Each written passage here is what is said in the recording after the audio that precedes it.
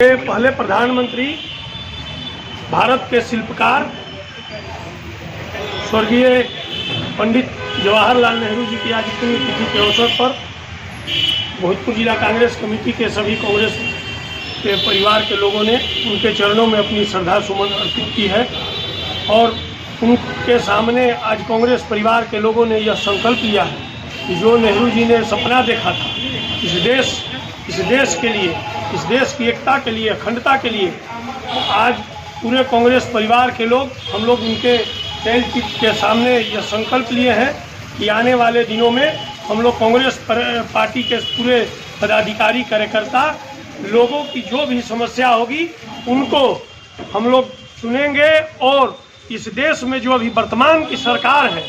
जो कि आए दिन एक भाई को दूसरे भाई से लड़ाने के लिए, एक जात को दूसरे जात से लड़ाने का जो काम करती है, एक धर्म से दूसरे धर्म को लड़ाने का काम करती है और केवल सत्ता में बने रहने का प्रयास करती है, वैसे लोगों का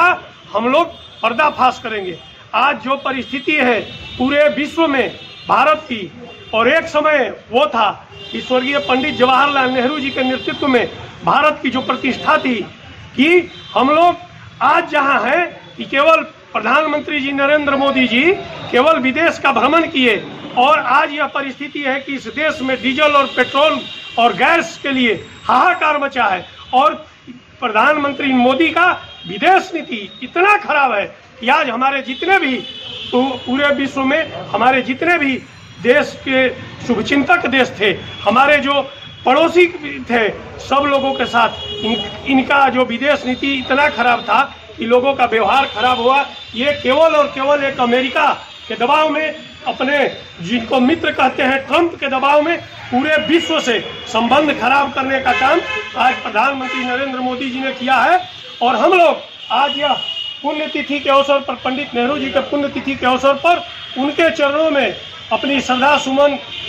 समर्पित करते हुए और यह संकल्प लिए हैं कि आने वाले दिन में इस प्रधानमंत्री जो नरेंद्र मोदी है, इनके कारगुजारियों को हम लोग उजागर करेंगे। और जो नेहरू जी ने भारत के लिए एकता और अखंडता के साथ सभी लोगों को एक समान भाव में एक परिवार की तरह जो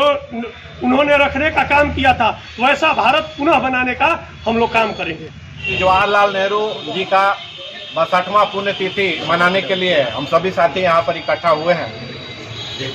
आज हम लोग उनके तैलचित्र पर पुष्प डालकर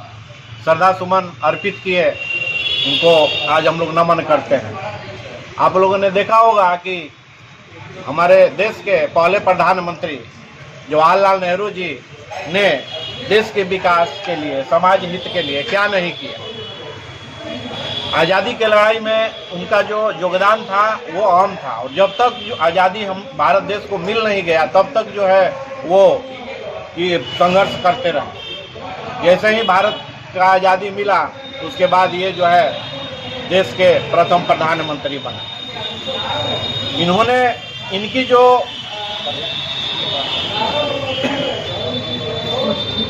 सोच थी भारत बदलने की, इन्होंने ही सबसे पहले IIMM, IIT, एम्स, ये सारे जो है इन्हीं की देन है। यहाँ पर जो है अभी तक स्टूडेंट प्रशिक्षण ले रहे हैं और दवा और बाकी का एम्स में जो इलाज चल रहा है, ये सब इन्हीं की देन है, इन्हीं की सोच थी। तो हम चाहेंगे कि हमारा देश जो है आज जिस दौर से गुजर रहा है,